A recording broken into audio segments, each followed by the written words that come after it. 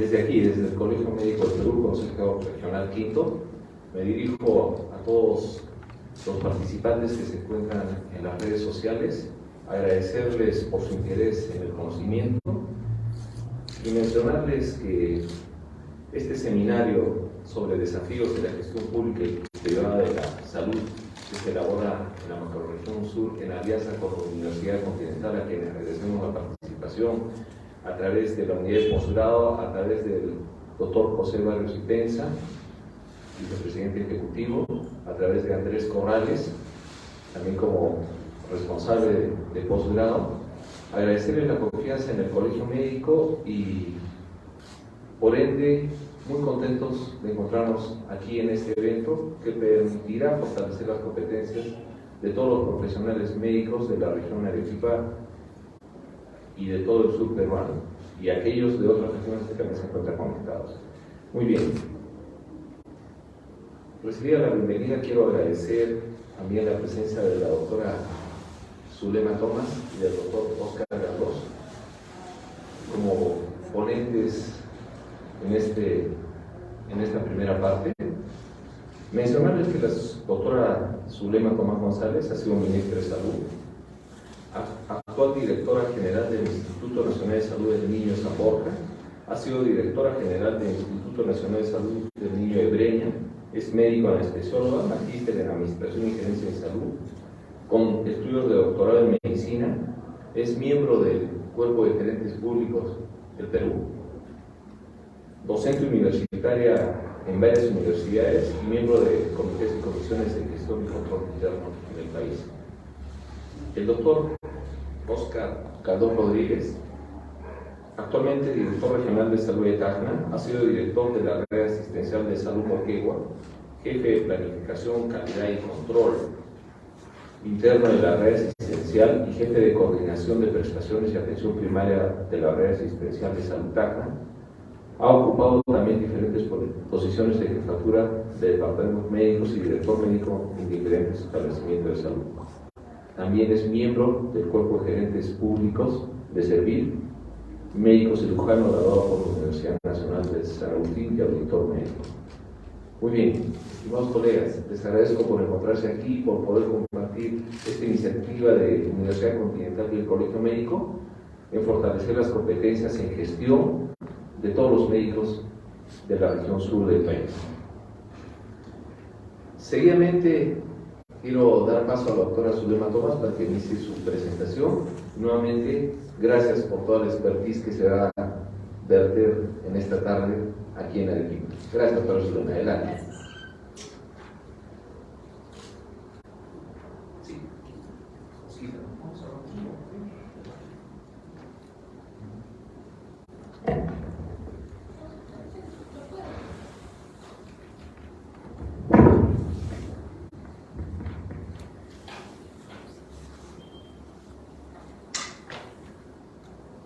Doctor Gustavo Toañino, decano del Colegio Médico de Arequipa, a los directivos de la Universidad Continental, estimados colegas, quiero agradecer por esta invitación, por permitirme hablar sobre las políticas de gestión en salud y las lecciones aprendidas en el transcurso de estos años. La siguiente, por favor.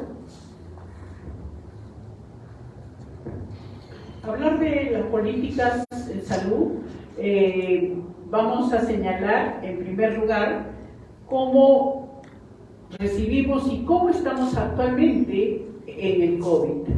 Hablar de COVID-19, primera, segunda, tercera, cuarta ola, y en este momento que nuevamente estamos con esta pandemia, ¿no? Vamos a hablar de 3 puntos importantes: emergencia sanitaria por la COVID-19, retos en la formulación de las políticas públicas en salud y retos para mejorar las condiciones de atención al sector salud. La siguiente, por favor. La siguiente. Recordar estas fotografías y ver estas láminas tan dolorosas, tan angustiantes, que fue la primera ola en diferentes regiones del país, donde teníamos pacientes que necesitaban de la atención inmediata con síntomas de neumonía, falta de oxígeno y por lo tanto en todas las regiones. Estas fotos quedan en nuestra memoria, sobre todo aquellos que hemos estado manejando el COVID-19 como comando, ¿no? Las largas colas del oxígeno que faltaban, amanecidas, no había plantas de oxígeno, en el Perú solo había 8 plantas de oxígeno y en todas las regiones, solo en el país teníamos 8 plantas de oxígeno y cómo era necesario esta distribución, pero viendo la necesidad que implicaba esta situación, el Ministerio de Salud formó el Comando COVID y fuimos desplazados a diferentes regiones del país. Fuimos desplazados para poder colaborar, apoyar, sostener este avance, ya que sabíamos que la mortalidad y la morbilidad iban en incremento. Aquí nos encontramos en Moquegua gestionando la implementación de las camas hospitalarias del nuevo hospital de Moquegua y también el hospital de contingencia conjuntamente con Salud.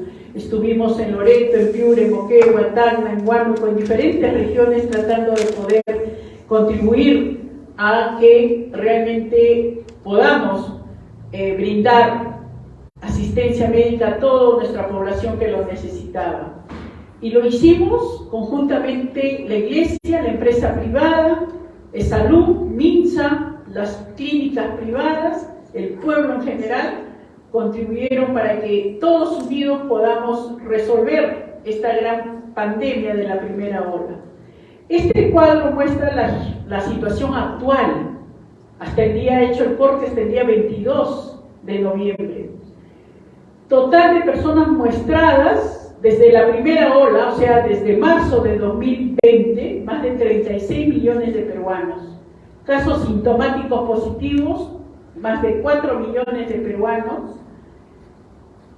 Dentro de ello, defunciones confirmadas por COVID-19 en estos 2 años y medio, 217.000 ciudadanos que fallecieron. Es cierto, muchos dirán, pero esta no es la cantidad, esto es su registro. Les quiero comentar que este es el registro actual oficial de SINADEP, pero es verdad que de repente en la primera ola, los primeros meses, tal vez faltó un poco más de estadística, porque nosotros que viajábamos había, es verdad, más fallecidos. Pero quiero mostrar algo. Siempre hablamos de los fallecidos en el COVID-19 hasta la fecha. ¿Qué ha hecho el Ministerio de Salud? ¿Qué ha realizado de Salud? ¿Qué ha realizado como Estado y Gobierno? Hemos realizado mucho. Y ustedes son parte de este número. Miren ustedes, altas, pacientes egresados, nadie habla de esto, de pacientes que hemos salvado la vida, más de 4 millones de nuestra población, de nuestros ciudadanos, le hemos salvado la vida. Todo el recurso humano, exponiendo nuestra propia vida porque es nuestro compromiso y es nuestra vocación. Pero mucho se habla de los fallecidos y muy poco se habla de aquellos que hemos salvado. Y por eso es que traigo a relucir esta diapositiva. A la fecha, sí estamos en incremento, miren, hasta el 22 de noviembre, ya a partir de estas tanto 46 y 47 semanas del 2022, hemos comenzado nuevamente a registrar pacientes con COVID, ¿no? A la fecha teníamos ya más de 1.352 casos confirmados, 5 defunciones, 3 en Lima, 1 en Piura y 1 en Arequipa, ¿sí? Y lo otro importante que quiero señalar es que de estos pacientes que estamos mostrando en este momento, ¿sí? Realmente son muy pocos los que van a UCI, ¿no? O a la UCI intermedia. Y como vuelvo a señalar, también la mortalidad. Pero hay algo importante, y seguimos en incremento, por eso tenemos que seguir continuando con el uso de mascarilla, el distanciamiento social, si se puede, el lavado de manos, pero lo que sí, lo más importante, y por qué no hay pacientes en las unidades de cuidados intensivos, por qué no hay la mortalidad, a pesar que ya tenemos buena cantidad de pacientes que están siendo contagiados, porque estamos vacunados. La siguiente, por favor. La primera y la segunda ola, casi hemos llegado al 98-93% de vacunación, pero la tercera y la cuarta vacunación es donde estamos muy bajos. Ahora les voy a mostrar. Y en eso radica por qué no estamos o no están falleciendo pacientes y por qué muy pocos también están yendo a la unidad de cuidados intensivos. Esto es algo importante que yo les comentaba, el registro de SINADEP, más de 217.000 fallecidos, y los criterios son los que ustedes están viendo. O sea, son criterios que el SINADEP, el Sistema Nacional de Defensa y de todo lo que tiene que ver con fallecimientos en el país, tenemos criterio biológico, criterio serológico, radiológico, epidemiológico, ¿no?, de investigación epidemiológica, clínica, y los propios criterios del SINADEP para considerar, basta que tuviera uno de estos criterios para considerar que el paciente era, si fallecía, era considerado dentro de la estadística de pacientes fallecidos por COVID. La siguiente, por favor. Miren ustedes las defunciones, ¿no?, que hemos tenido hasta la fecha. Esto es lo que yo les decía, de este quinto momento, lo llamaré así, donde se ha incrementado nuevamente el COVID. Miren ustedes cómo estamos en cuanto a pacientes que han sido, en este momento ya estamos hablando de un número más o menos de cerca a 217.000 pacientes que han sido ya acumulados hasta la fecha en fallecimiento, pero en este quinto momento solo tenemos 5, como les comentaba, ¿no? 3 en Lima, 1 en Arequipa y 1 en Piura. Y aquí está lo que yo les decía también acerca, y lo he traído a colación, para que vean cómo en la primera ola teníamos más de casi 984.000 casos confirmados y 87.000 defunciones. En la segunda ola más de 1.300.000 y 113.000 defunciones. En la tercera ola, gracias ya a la vacunación, tanto la primera y la segunda, de 1.397.000 confirmados, 11.600 fallecidos. Miren ustedes la letalidad, 0.84 a diferencia de la primera ola de 8.92. La cuarta ola de 516.000, 4.000. Íbamos cada vez en disminución y ahora, como están viendo, ¿no?, a la fecha 29.000 casos. Esto es el corte de noviembre 22 de este año, ¿no? Prácticamente en total en la actualidad, ¿sí? Nosotros estamos confirmando, como vuelvo a señalar, 5 pacientes, pero aquí la importancia, por favor, que vuelvo a señalar, es la vacunación. Arequipa, miren ustedes, primera, segunda, tercera y cuarta ola, como el pico más alto lo tuvimos en Arequipa en la tercera ola, un total de 270.000 casos confirmados de COVID-19, ¿no?, de casi 2.934.000 personas muestradas con una positividad del 9%. Y los distritos que más se presentó fueron los más afectados, ahí ustedes lo tienen, en Arequipa, Yanaguara, Caima, Paucarpata, Alto Selva, Alegre, José Luis Bustamante Rivero, Mariano Vegar, Miraflores, Jacobo Hunter, ¿no? Entonces, el cuadro que está mostrando en este momento, que efectivamente tuvimos más de 270.000 casos confirmados con una mortalidad hasta la fecha de 10.000 pacientes.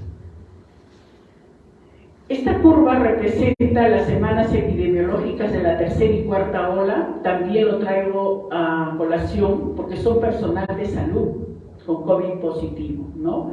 Y es importante que señalar que nuestro personal, tanto médicos, enfermeras, personal técnicos y trabajadores de salud, también, por supuesto, tuvieron una alta incidencia en tener COVID-19, pero ahí estábamos al frente, atendiendo a todos los pacientes con COVID a costa de nuestras propias vidas, ¿no?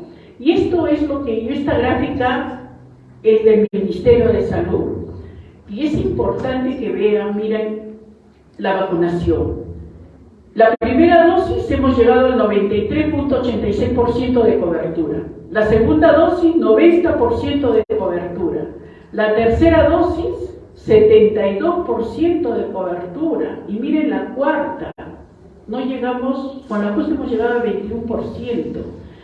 Y en este momento que estamos en incremento de esta pandemia, por favor, lo único como entes de salud es la prevención y la promoción, y tenemos que reforzar la vacunación. Ahora que ya no usamos mascarilla, que el lavado de manos ha disminuido, pero eso ya debe ser una cultura general para la población, el lavado de manos siempre, no solamente por el COVID, sino que disminuimos todo tipo de enfermedad, y cuidarnos. Pero aquellas personas que presentan resfrío, que están tosiendo, así sea COVID negativo, comiencen a usar su máscara para evitar el contagio en la familia, en el hogar, ¿no? Y por ende en la población. Ya tenemos que comenzar a prevenir y a promocionar, porque este virus va a vivir con nosotros. Y dentro de las lecciones aprendidas en emergencia sanitaria, como yo les decía, sí tenemos varias lecciones, y una de ellas fue efectivamente la gestión articulada con los actores estratégicos, sociedad civil, fuerzas armadas, que cumplió un rol fundamental, el ejército, la FARC y la Marina, a lugares donde no podíamos llegar. Ellos estaban con nosotros apoyándonos para salvar vidas de todos los distritos más alejados que tenían COVID. Las empresas privadas, yo comentaba a mis colegas hoy día, en Loreto, por ejemplo, la situación era tan crítica, más del 70% de la población que estaba infectada con este virus. Comenzamos a tocar las puertas de los albergues son los grandes hoteles, porque allá se llama albergue, y comenzamos a tocar la puerta y pedíamos a los dueños que nos brindaran sus hoteles para poder hospitalizar a nuestros pacientes, y nos lo brindaron con tanta, ¿verdad?, solidaridad, que pudimos salvar muchas vidas a los empresarios de Loreto, como aquí mismo en Arequipa, en todas las regiones en Piura donde hemos estado, nos apoyaban en todo momento. Las ONG, la iglesia, ¿no? Y por supuesto también MINSA y Salud, tratábamos unidos de poder salvar la vida.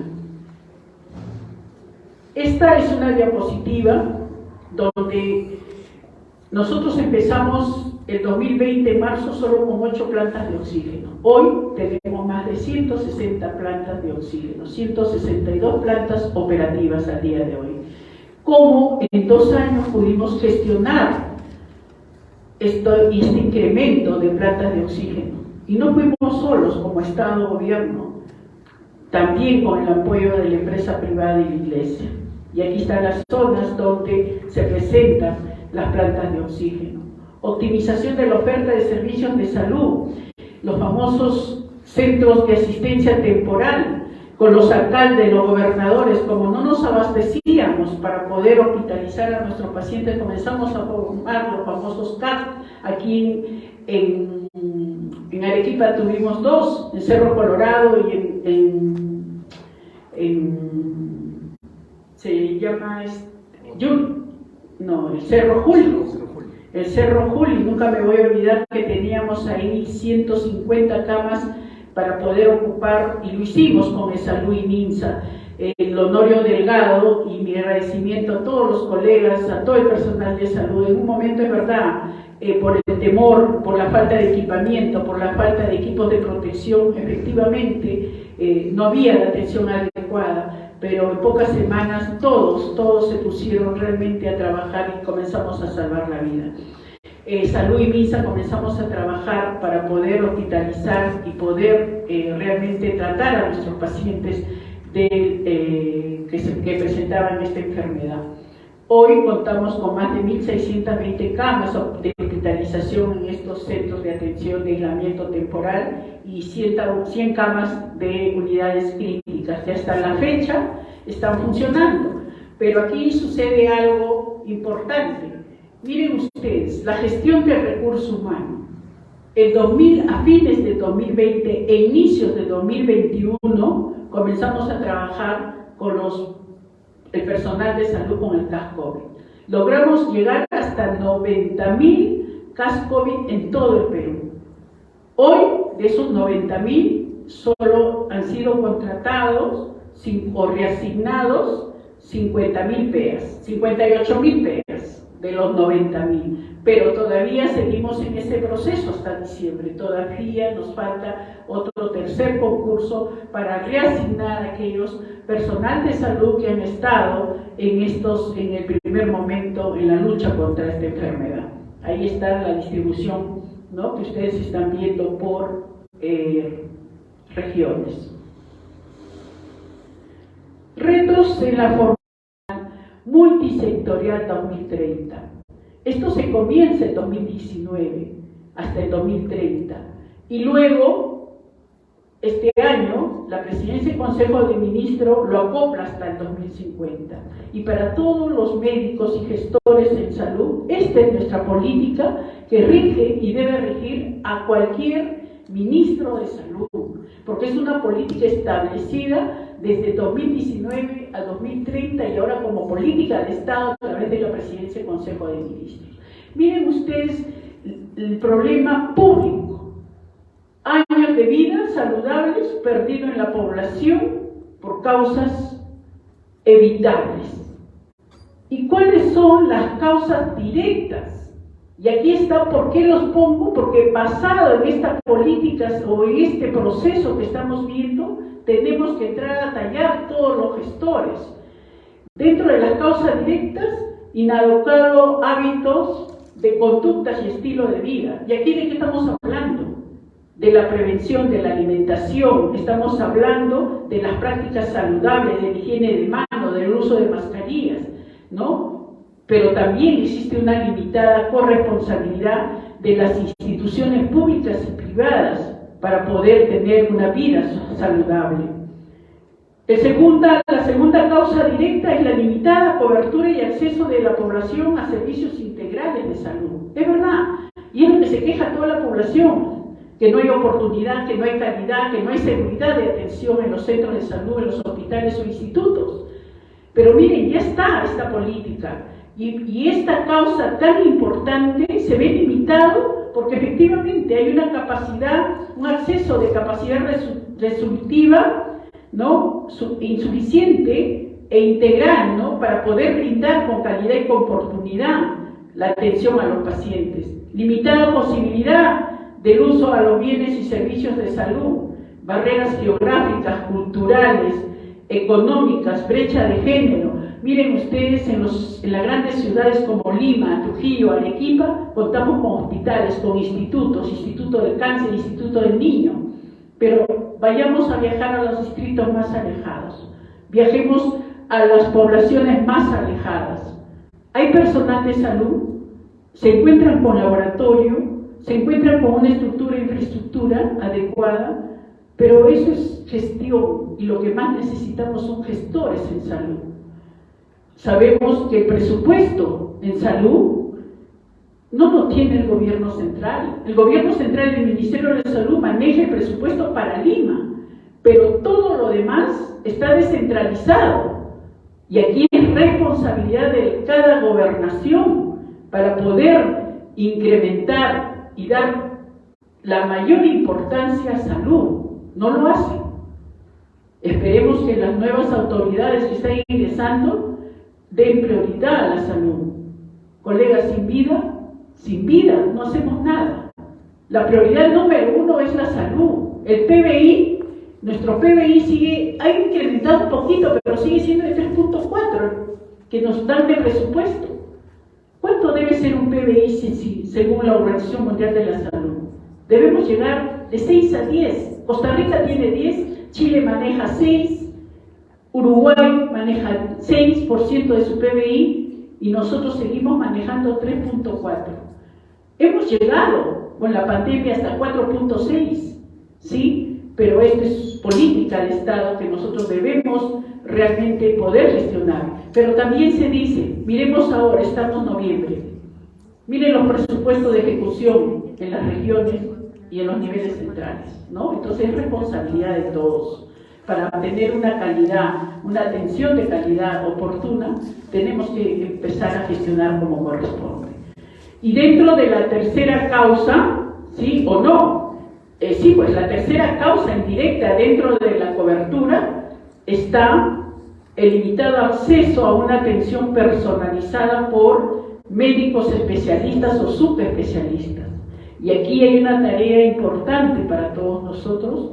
Creo que la política de gestión de recursos humanos tiene que ser prioritario en este momento, porque no se puede hablar de construcciones de hospitales o institutos para tener elefantes blancos sin funcionar mientras no hay especialistas o subespecialistas quien pueda ir a atender a esas regiones o a esos hospitales. Y dentro de la tercera causa directa es la inadecuada condición de vida que genera vulnerabilidad y riesgo en la salud de la población. Ahora, en este momento, la violencia. Tanto la violencia que hay, que vemos en las calles, los asaltos, todo lo que estamos viviendo en este momento y la violencia también que se produce en los propios hogares. El limitado acceso de la población al agua segura, al saneamiento y a otros servicios públicos que todavía se encuentra en muchos distritos alejados, en las mismas ciudades, falta de agua y saneamiento. Sin agua y saneamiento tampoco podemos hablar de una política de salud integral. Incremento de la vulnerabilidad de emergencias y desastres, efectos de la contaminación ambiental y el cambio climático. Y eso sí es responsabilidad, muchas veces el cambio climático es responsabilidad de todos. Seguimos contribuyendo a que nuestro ambiente realmente siga habiendo calentamiento global y finalmente es el producto del cambio climático que va a llegar. Estamos viendo los huaicos, las destrucciones, las inundaciones, las lluvias, y es producto casualmente de que nosotros no preservamos nuestra naturaleza. Y hablar de efectos de contaminación ambiental, por supuesto, porque sí podemos y somos un país líder en minería, pero tenemos que también regirnos a las normas. Las grandes empresas tienen que regirse a las normas de saneamiento, de salud, porque sí se puede hacer toda esta tarea que está pendiente, porque tampoco sin economía no hay progreso y tampoco hay salud. La existencia de servicios y bienes informales e ilegales que generan riesgos en salud importante. Y estas son las causas, ¿no? Y el otro tema que hablar de salud, somos un país con la salud fragmentada y segmentada. Miren ustedes, ¿cuántos tenemos el Ministerio de Salud? ¿No? Tenemos un sistema público y privado. Dentro de lo público está MINSA, está Salud y está el Ministerio de Defensa con la FAP, está el Ejército, el Hospital Naval, y dentro del Ministerio del Interior está el Hospital de Policía, luego tenemos el Seguro Social. Y cada uno de estos entes tienen sus propios IAFAS, sus propios financiadores. El Seguro Integral de Salud, tenemos en los hospitales de la policía, estamos hablando de todas las IAFAS que tiene acerca de Salupol, ¿no? Las Fuerzas Armadas de igual manera, es salud, quienes pagan, las empresas a sus trabajadores, y por ende somos un sistema de salud fragmentado y segmentado. En el momento que haya una política de unificación, esto va a tener que cambiar. ¿Por qué? Porque tenemos diferentes sueldos, diferentes regímenes, diferentes aportes, diferente tratamiento en cuanto a la subvención. La siguiente, por favor, en cuanto a cómo el paciente tiene que tener el derecho o cumplirse con el derecho a la salud. Hablamos de cobertura universal en salud y sí lo estamos logrando y sí ya hay una ley que lo hicimos en 2019. Faltaban 4 millones de peruanos de tener seguro. Y estos 4 millones, ¿dónde se encontraban? En las zonas más alejadas, pobre y pobreza extrema. Ahora ya de los 33 millones que somos, 25 millones, casi 67%, están asegurados por el Seguro Integral de Salud. La siguiente lámina, por favor, porque hablar de universalización implica cobertura. Universalización quiere decir atención y el derecho a la salud, pero la cobertura es tratar gratuitamente al paciente, que no haya gasto de bolsillo.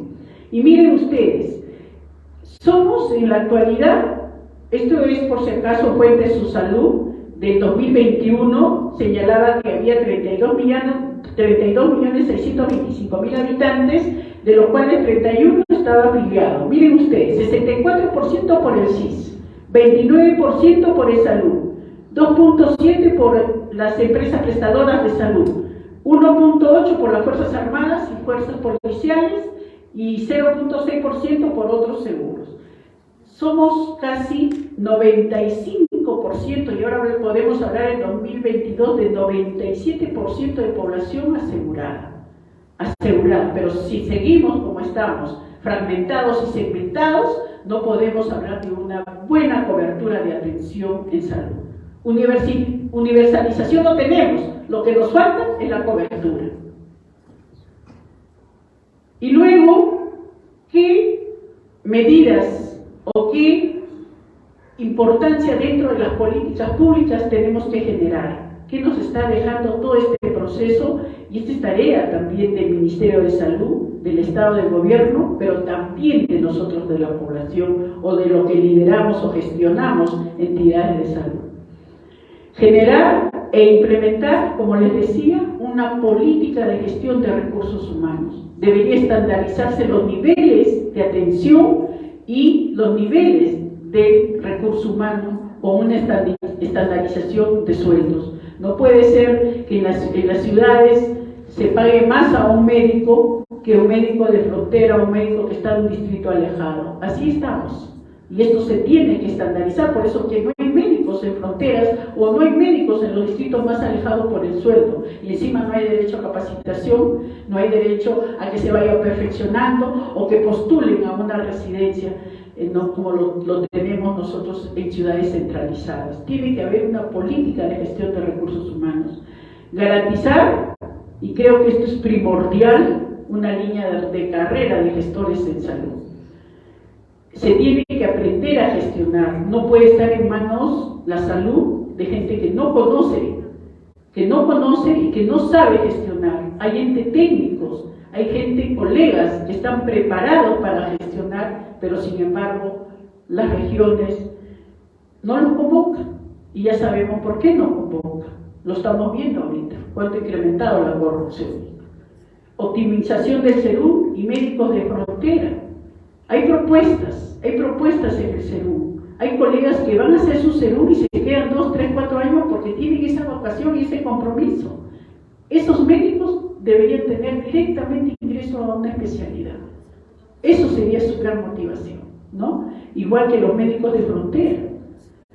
Ahí hay un entendimiento equivocado, porque médico de frontera es el que está pegadito a la frontera, pero si está ya a 1000 metros ya no es médico de frontera, a 1 kilómetro ya no es médico de frontera, por lo tanto el sueldo no le corresponde, ¿no? Entonces, por eso es que tenemos que optimizar todo este proceso.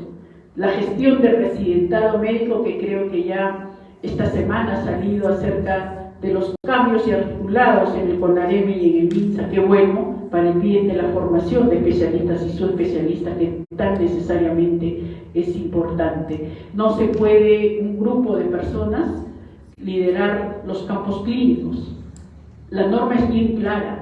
La norma dice mitad, Consejo Nacional de Residentado, que pertenece a las universidades, y la mitad debe estar en nosotros, en los que lideramos, en los directivos de centros de salud y hospitales, quienes pintamos el campo clínico. Por lo tanto, ¿en manos de quién? De MINSA, que somos los que damos finalmente presupuesto. Generar e implementar una política de acción contra el maltrato infantil. Hablamos, y hoy justamente se está conmemorando el Día de la Violencia en la Mujer, pero recordemos que detrás de esa mujer violentada hay niños violentados.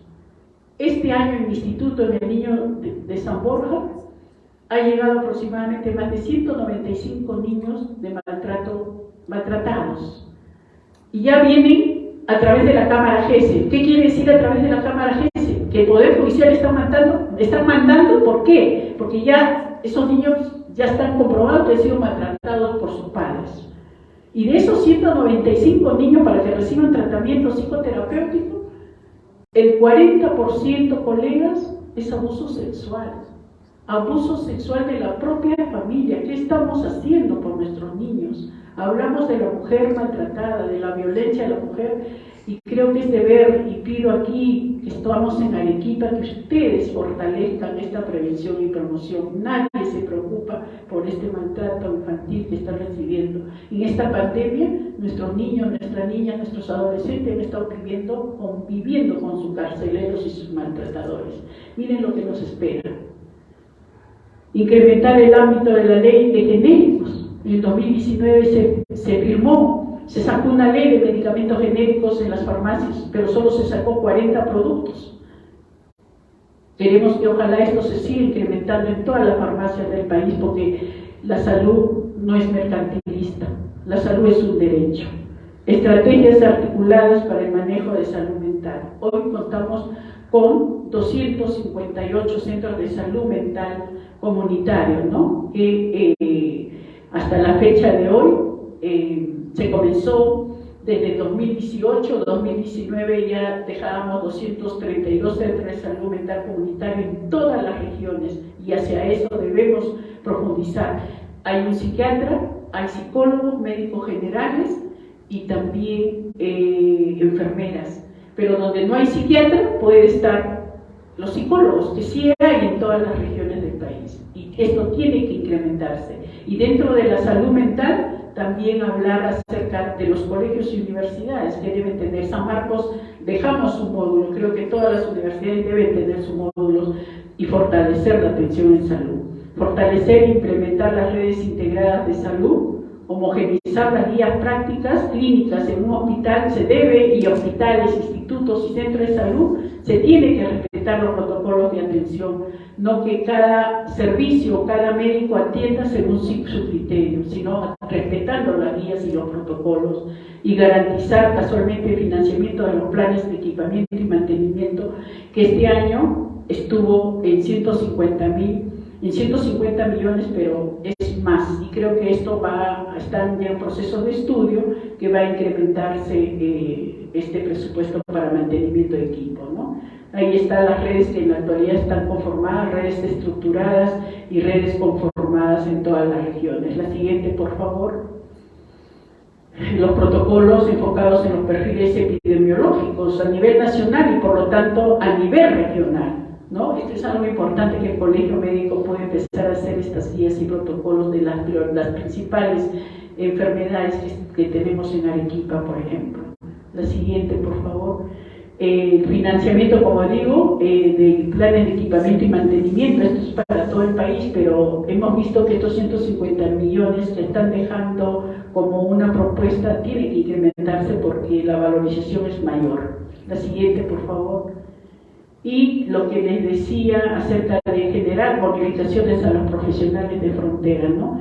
Ellos ganaban una bonificación y es a través de un decreto supremo, pero que a la fecha se está incumpliendo. La siguiente, por favor. Y esto es lo que les venía diciendo acerca de la salud mental, ¿no? ¿Cuántos centros de salud mental tenemos? ¿No? Más de 248 centros de salud mental comunitaria. Ok, creo que con esto, la siguiente, por favor. Bien, quiero agradecer nuevamente por permitirme esta exposición, ¿no? Y creo que tenemos tareas pendientes, pero la responsabilidad radica en cada uno de nosotros, colegas, que es la tarea como nos formamos, con vocación, con compromiso, con solidaridad, pero sobre todo humanizando la salud de nuestro país. Muchísimas gracias.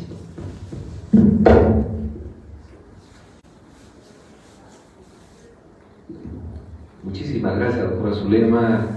Es muy valiosa esta presentación que nos da una visión nacional de las políticas, con la experiencia de nuestra expositora en su condición de ex ministra de Salud. Nos permite verla hacia dónde debe ir el país, qué debemos buscar como sistema de salud.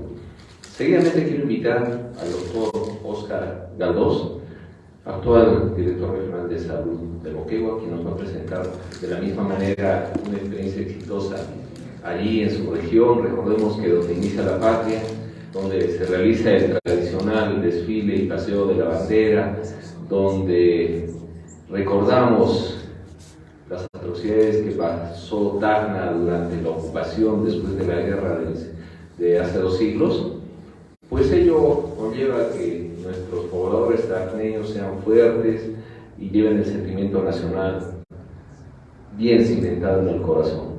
Bueno, esperemos que el doctor Galdós nos muestre todo lo exitoso de su gestión liderando la salud allí en Tacna. Muy bien, lo invitamos entonces al doctor Óscar Galdós.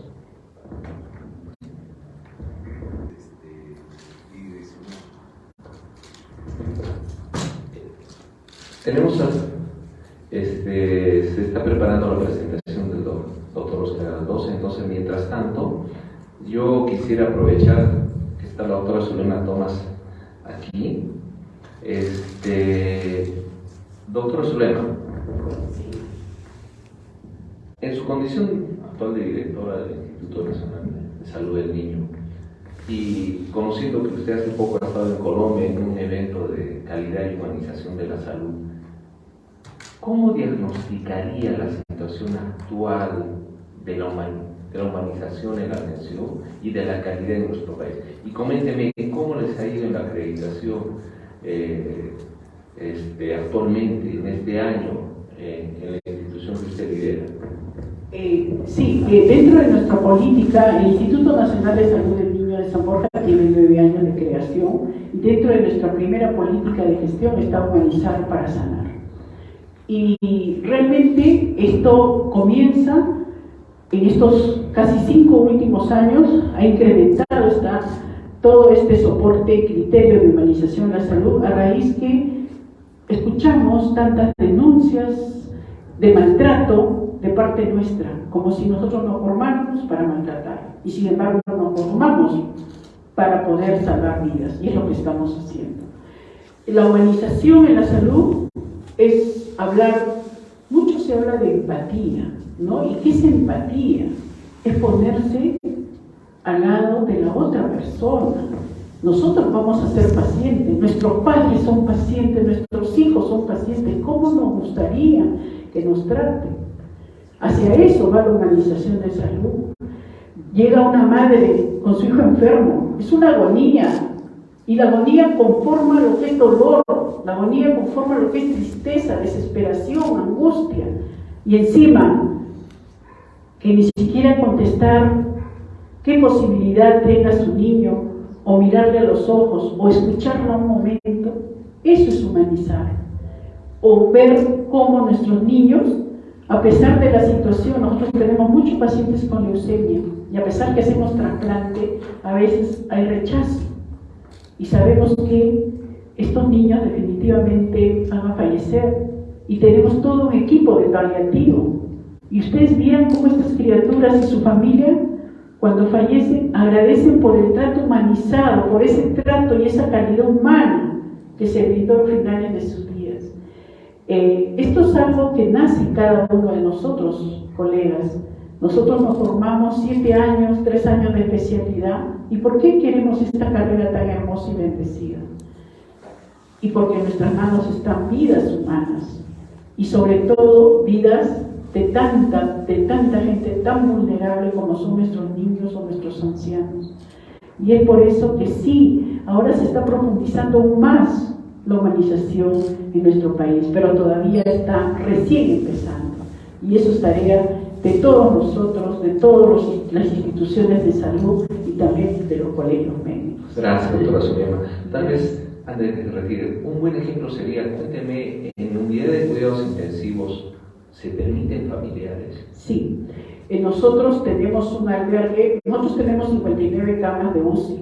Son niños cardiópatas, tumores cerebrales, pacientes con leucemia, trasplante de hígado, de riñón, recién naciditos, neonatos con malformaciones congénitas de intestino afuera, atresia de esófago, malformaciones anorrectales. Y nosotros tenemos en el 8º piso de nuestra institución un albergue y hospedamos a todas las madres que sus niños están en UCI. Y las madres van mañana, tarde y noche a ver a sus niños y se les da las explicaciones continuamente. Eso es lo que debemos hacer. Y en la institución, nuestros niños hospitalizados, todos están con un familiar al lado, todos, las 24 horas del día en las salas de hospitalizaciones. Y en sala de operaciones, la madre ingresa hasta la sala para poder anestesiar al niño para que no sea un trauma, ¿no? O sea, las políticas han cambiado totalmente de lo que era antes. Yo tengo 32 años de médico, soy médico anestesióloga, y yo he vivido cuando la criaturita teníamos que arrancarle de los brazos de la madre para llevarlo a hacer operaciones. ¿Cómo después despertar esa criatura? Enuresis nocturna, agresividad, irritabilidad, falta de atención en el colegio, todas las secuelas que deja. O aquellos que teníamos que amarrarlos, porque se iban a caer de la cama, son chiquititos, porque no se les permitía el ingreso a la familia. Eso ya no debe existir.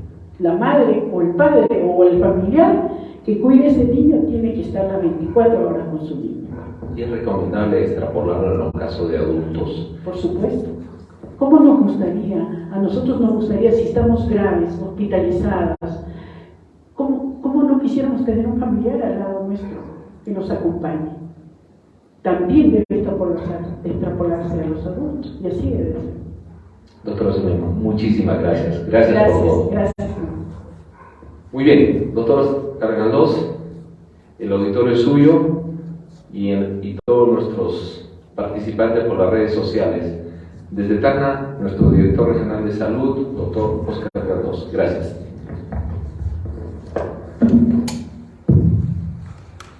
Muy amable, gracias doctor Gustavo Tolino. Un saludo a todos los participantes del evento.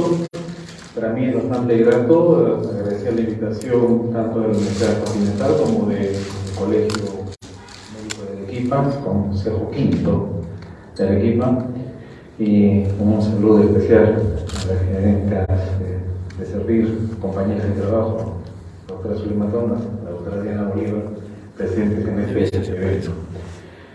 Como lo manifestó la doctora Zulema, hemos vivido en estos 2 últimos años, bueno, en el tercer año, en una crisis sanitaria en la cual lamentablemente nuestro sistema no estaba preparado y ningún sistema estuvo preparado para poder enfrentar esta pandemia.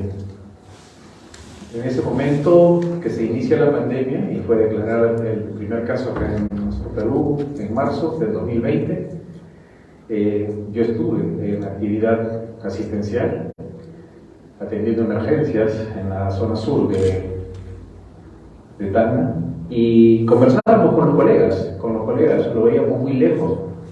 En diciembre, enero, acabando el 2019, enero, todo el mundo decía, el COVID, todo el mundo lo veía tan lejos, no, está en Europa, está en Asia, lo veíamos como el H1, lo veíamos como el aviar.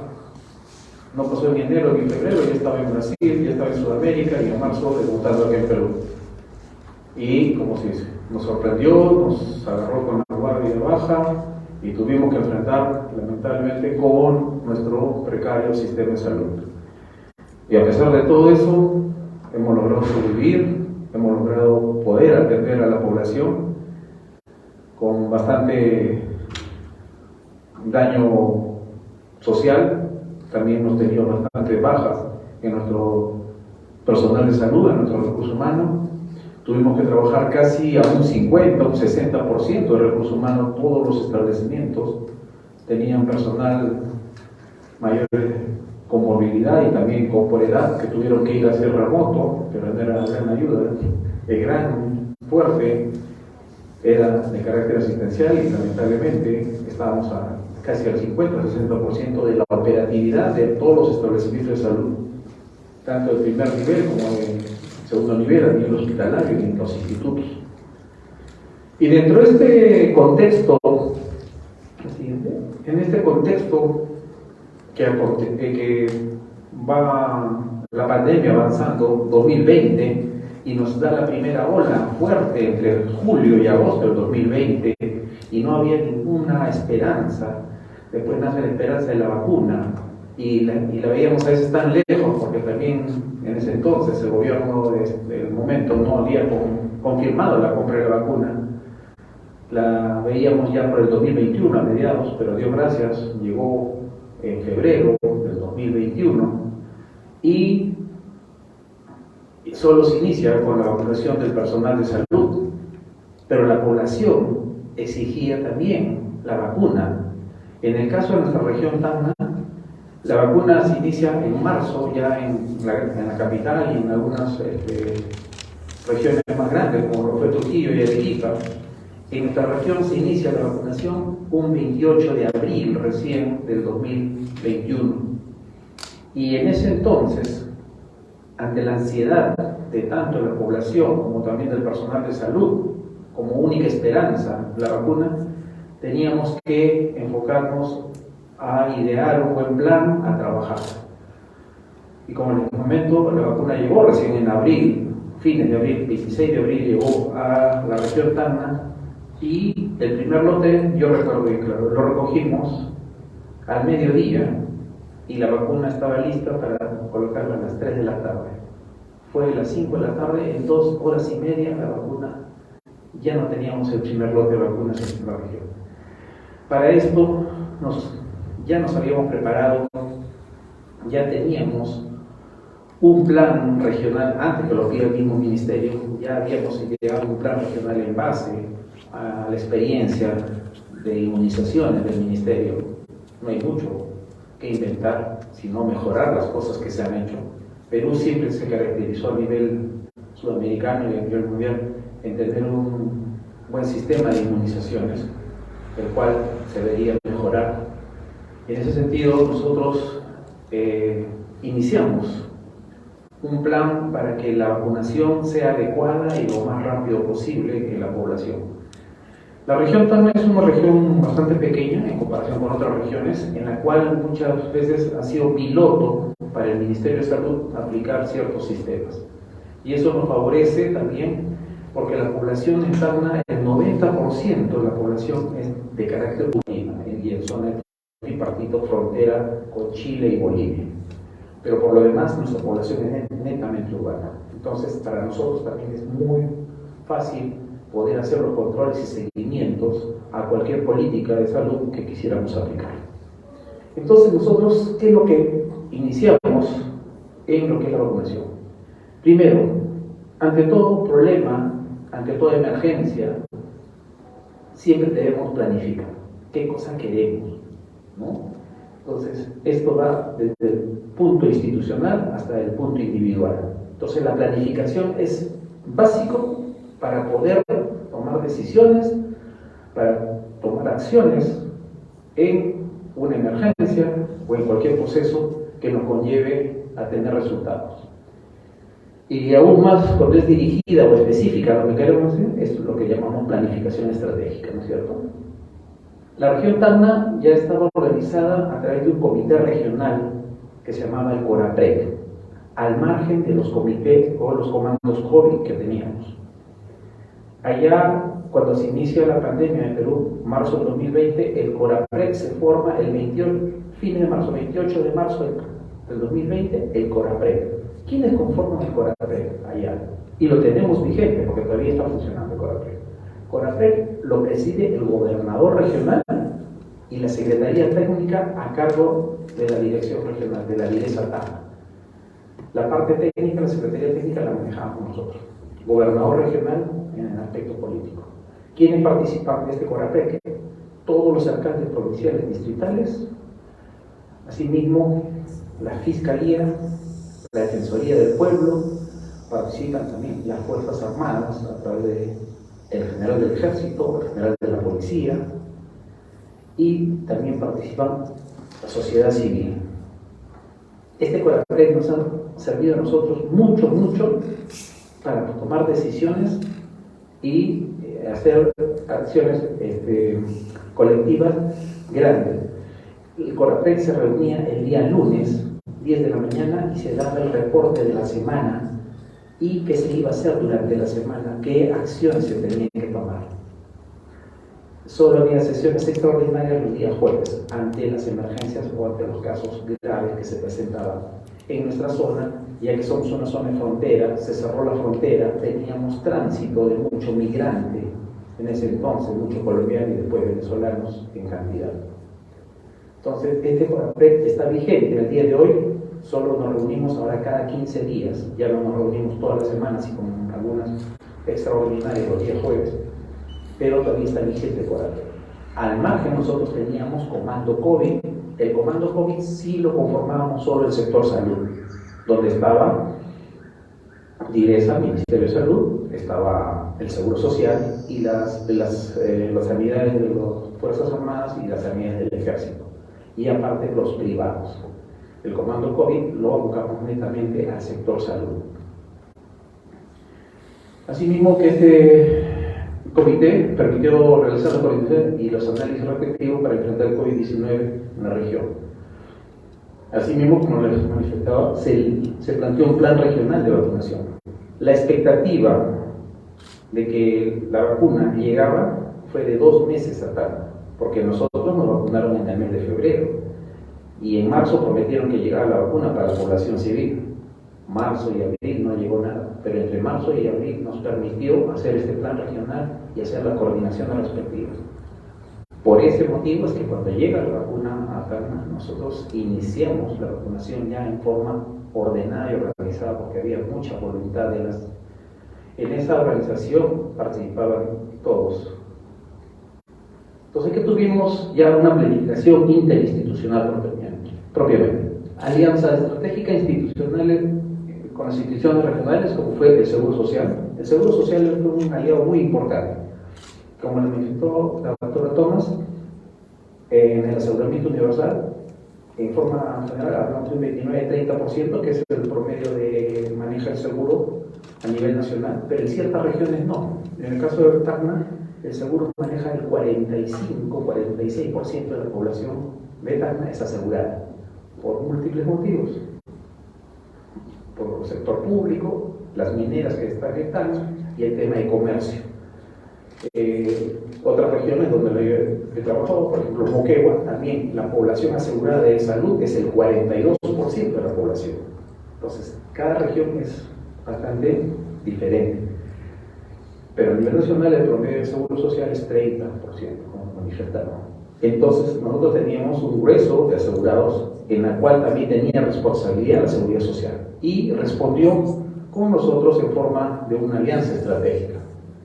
De igual manera, la Fuerza Policial y Fuerzas Armadas y el sector privado fueron un gran apoyo, el resguardo policial y el resguardo del Ejército. Nosotros en DIRESA hasta julio-agosto de este año hemos tenido resguardo del Ejército todavía por el tema de las vacunas, ya que en DIRESA tenemos, en Tacna tenemos la cadena de frío más grande con la cámara frigorífica más grande de la región. Entonces toda la vacuna la tenemos ahí, más las ultracongeladoras que guardamos la vacuna Pfizer.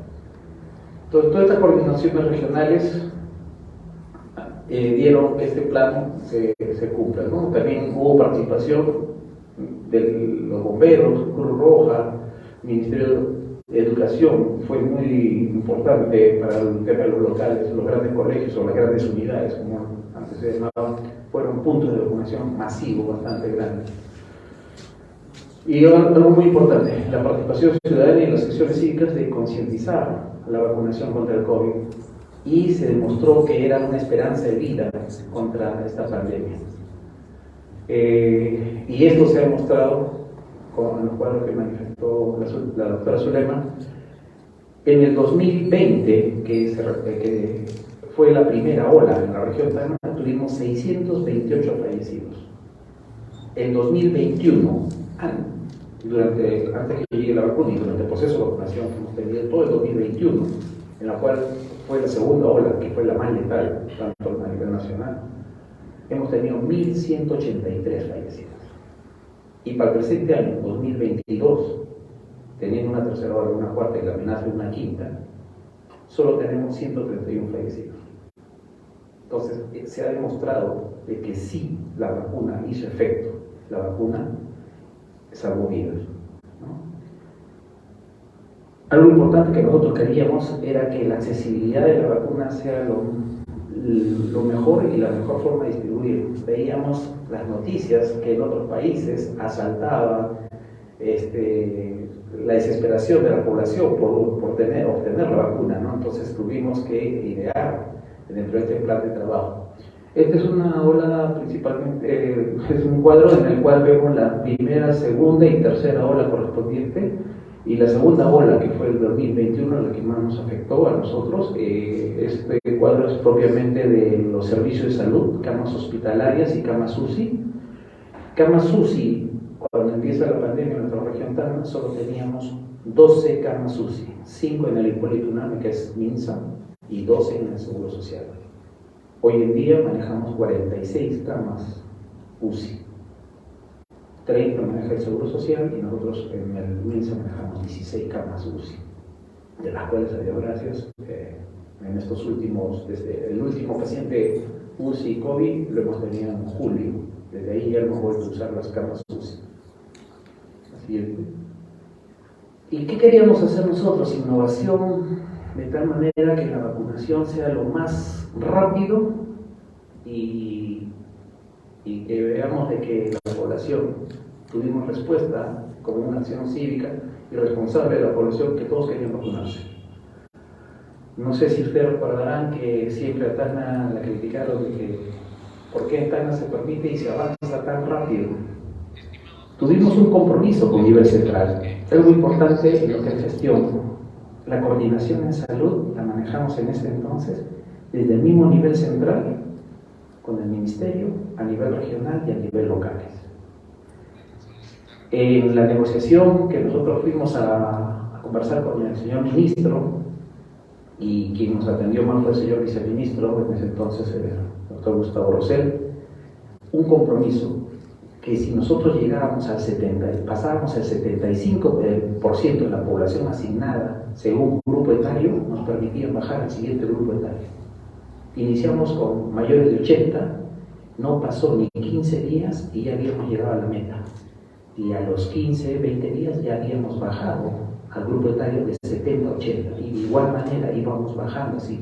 Tal así que en el mes de junio, nosotros ya la quincena de junio estábamos vacunando a mayores de 50 años. Porque ese fue un compromiso que le sacamos al Ministerio de Salud, llegar a la meta por encima del 75%. Y por eso que avanzamos bastante. Tal así que en agosto nosotros ya estábamos vacunando a mayores de 25, de 30 años. Y tuvimos la respuesta de la población. Ese compromiso también con el Ministerio de Salud fue las constantes visitas que hicimos con el gobernador. Acá también, al margen de la parte técnica, prima mucho el tema político, el apoyo de las autoridades principales. El gobernador de Tacna, hemos estado tocando la puerta del ministerio para la dotación de la cantidad de vacunas que nos permitió seguir atendiendo a la población. Recuerdo que solo estaba Tacna y el gobierno regional de Ica, que fueron los que más avanzaron con la vacunación. Después no vimos ningún otro, y el mismo ministerio nos manifestaba que no había presencia de otros gobernadores regionales. Y esta exigencia a nivel central se abocaba a que nosotros cumplíamos ese compromiso de llegar al 75% de la población asignada por grupo etario para poder seguir bajando. Y sabemos que de muchos compatriotas de otras regiones han viajado a vacunarse porque íbamos avanzando en la vacunación. Entonces, ¿cómo innovamos esto? Y bueno, esta innovación vino ya al margen que sabíamos que los famosos vacunacar, ¿no? Nosotros ya lo habíamos innovado desde en el mismo plan inicial. Nos fue muy bien con los vacunacar, hemos logrado hacer vacunacar hasta en la noche. Se nos plasmó locales en el cual, por ejemplo, acá como es el Cerro Juli, en Arequipa, allá se llama el Parque Perú, que son explanadas grandes y con galpones grandes, en los cuales nos permitió el municipio provincial de Tacna, nos lo cedió totalmente con todas las garantías del caso. Otro punto importante en la gestión es motivar al personal, al recurso humano. Nosotros como gestores parábamos todos los días. No solo se hizo vacunacar, hasta buscar hicimos. los buses de las provincias alejadas en coordinación con un buen aliado para poder trabajar y también un buen aliado en el aspecto de comunicaciones. La siguiente. Con quien se trabajó bastante también las universidades. Eso fue un gran apoyo y principalmente las facultades de ciencias de la salud. Nosotros estábamos escasos de recursos humanos, recién nos estaban dando los casos COVID, pero nos faltaba personal.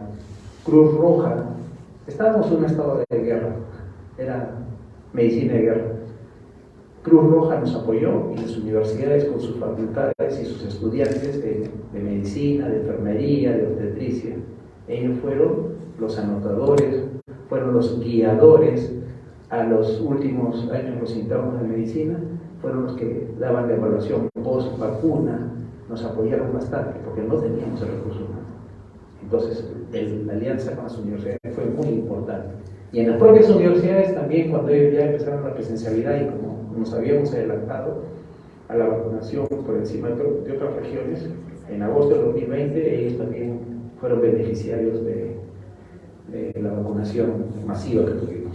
Así en mercados, las brigadas salían, a todos los mercados nos pedían, la verdad que ya nos quedaba corto el deseo de que la gente se vacune, no quería solo que sus establecimientos. La siguiente.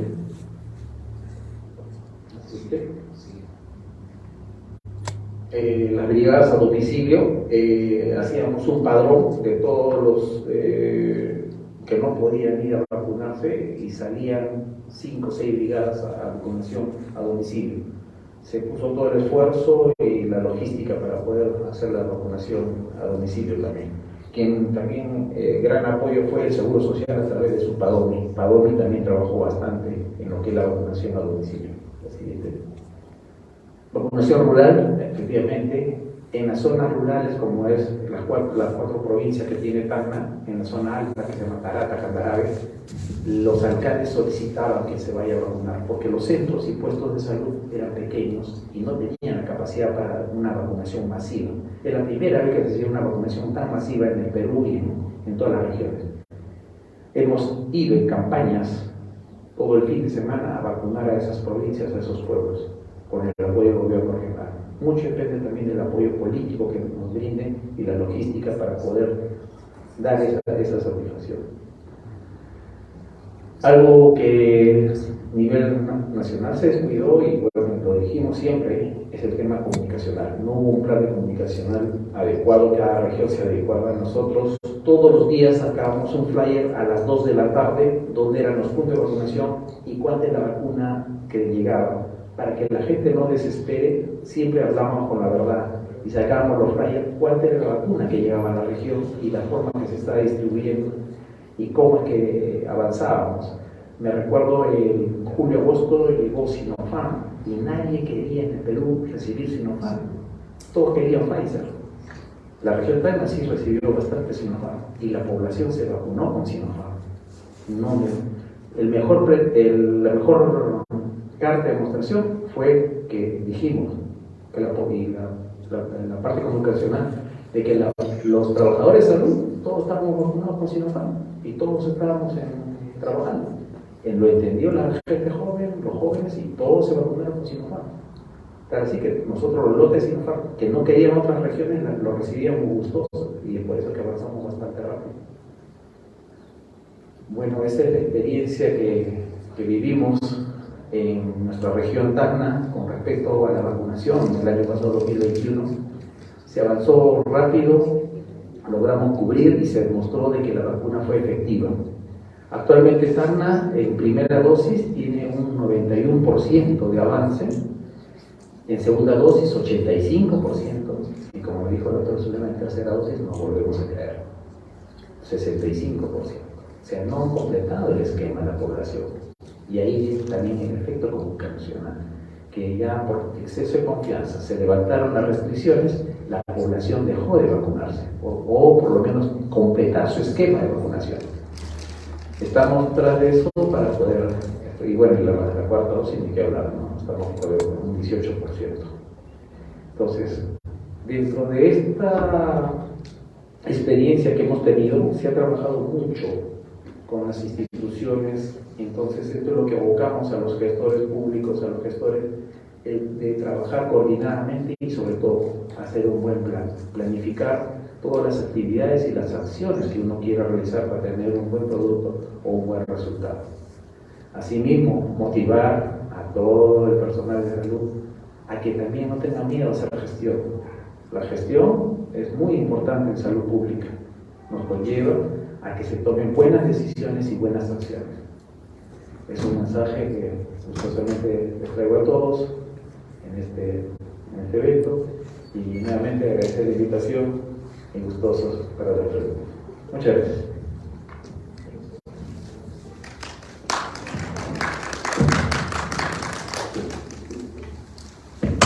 Gracias, doctor Osquita.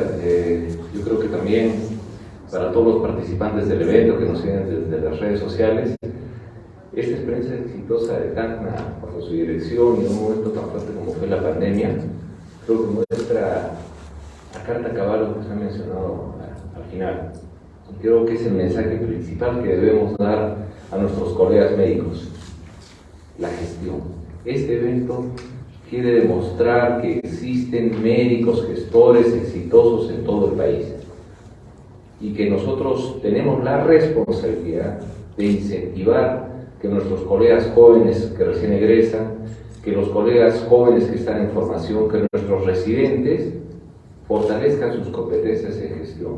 Porque recuerden, si bien la salud individual es responsabilidad de cada uno de nosotros en la consulta diaria, en el acto médico, recordar que la salud pública, que la gestión de las poblaciones para mejorar la salud del total de nuestros compatriotas está a cargo de personas como ustedes. Doctor Osquita, y cuénteme, ¿qué tal fue la coordinación como zona de frontera, teniendo al país vecino del sur? ¿Qué experiencias tuvieron compartiendo durante esta pandemia en ambos lados de la frontera? Si bien se cerró la frontera, no hubo tránsito, la parte comercial y económica tuvo un impacto importante en la economía de la población de ambos lados de la frontera de Arica y de Tacna, pero ¿cómo lo manejaron ustedes? Cuéntanos un poquito. Sí, tenemos una muy buena relación con el país vecino Chile, allá desde el MinSal, a través de sus secretarías de salud en cada región, en este caso para la región Arica, Parinacota, se llama la Seremi Arica, Seremi Chile, decimos nosotros. Y con ellos tenemos un trabajo bastante coordinado. Hay acuerdos de bilateralidad para poder ver el tema epidemiológico. Antes que exista la pandemia del COVID, nosotros trabajamos mucho el tema de las poblaciones migrantes y trabajamos mucho el tema de tuberculosis, trabajamos el tema de VIH-Sida y ahora último metaxémicas en el caso de dengue. Si bien es cierto, no hay dengue en la zona sur, bueno, en el caso de Tacna, pero sí se ha detectado el vector a través de los camiones que vienen de la selva de Bolivia, que desencadenan en el puerto de Arica. Entonces hay varios factores que nos relacionan con Arica, con el MinSal y con esta Seremi Chile. Y durante el tiempo de pandemia hemos estado de forma constante, mensualmente, comparando las cifras. La frontera se cierra justo a razón del estado de sitio, donde todos a su domicilio por orden nacional, y marzo del 2020 se cierra la frontera y se ha reaperturado recién ahora en mayo del 2022, es decir, todo el 2020 y 2021 la frontera estuvo cerrada. Pero a pesar de que estuvo cerrada, el tránsito de carga pesada sí existió. O sea, no había tránsito de turistas ni pasajeros comunes, pero el tránsito de buses, de camiones de transporte de carga pesada sí hubo. ¿Y cuánto era? Diario, 150, 180 camiones, en promedio 2 personas por camión. Hablamos de 300 personas que teníamos nuestro punto de vigilancia y controlábamos. Muchas veces hemos rechazado choferes brasileños en un bloque grande. Me recuerdo haber rechazado con cerca de unos 25 que salieron positivos a COVID y no los dejamos entrar al territorio nacional. por qué se pedía en el punto de vigilancia sanitaria que teníamos en el complejo Santa Rosa, que es la frontera con Arica, con Chile, todo este control que llevamos. Entonces, todo este tiempo se venía trabajando y a razón de la apertura de la frontera, ya el punto de vigilancia lo ampliamos a 3 grupos. Actualmente los fines de semana se trabajan 24 horas, seguimos con los grupos de vigilancia sanitaria y bueno, y ahora último con el tema de la vigilancia también de la vida del mundo. Pero hay un trabajo coordinado en frontera con el grupo MinSal de Chile para cualquier eventualidad o brote epidémico que se pueda presentar tanto del lado de Arica como de Tacna, ¿no? Por el lado de Bolivia no tenemos control porque no hay punto fronterizo, hay puntos fronterizos de piratas o no, pero no hay punto fronterizo formal. Tacna soporta mucho el tema migratorio, venezolanos, colombianos y haitianos. Últimamente están retornando mucho haitianos y mucho venezolano desde Argentina y Chile, porque la situación no está bien, y se regresan ante Perú. Este tema migratorio también nos implica un problema de salud pública. Tenemos que controlar a esta población, tenemos que estar detrás de ellos para también evitar cualquier problema de salud. Doctor Oscar, en este momento, en su gestión, ¿se siente usted satisfecho con la labor realizada durante la pandemia? ¿Puede decirle que se encuentra contento personalmente? Hay mucho trabajo por hacer. ¿Quién no quisiera que todo salga como lo que uno piensa al 100%? Lo que sí me siento satisfecho es del personal, del recurso humano que ha trabajado todo este tiempo conmigo, porque no solo es el trabajo de una sola persona, es el trabajo en equipo que conlleva a tener estos éxitos o resultados. Y el equipo de salud, durante el tiempo de pandemia, ha sabido responder. El equipo de Direza, el equipo de recurso humano, también que ha afrontado la pandemia, es meritorio reconocer a todo este personal de salud que ha trabajado con una vocación de servicio única. Muchísimas gracias, doctor Olga. Gracias por estar aquí presente con nosotros y compartir su experiencia. A usted las gracias. Muy amable.